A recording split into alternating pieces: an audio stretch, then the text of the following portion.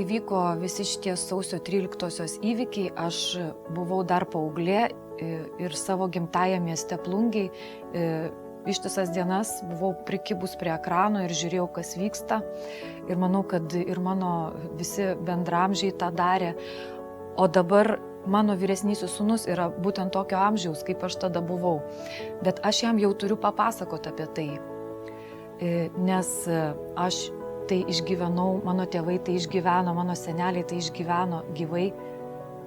O dabar mes turim visą tai perduoti ir perduoti su tuo pačiu jausmu ir su ta pačia emocija, kad jie tikrai suprastų, apie ką visa šita kova vyko.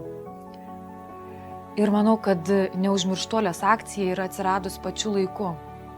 Mes turime čiupti, kaip sakoma, tą įvykį ir jį laikyti iškeltą šviesoje, kol jis dar visiškai nenugrimzdo, kad jo nereikėtų, kaip sakoma, nupūsti didžiulių sluoksnių dulkių, kol mes dar viską jaučiam gyvai, mes dar gyvai galim papasakoti savo vaikams ir aš papasakosiu, tikiuosi, ir savo anūkams.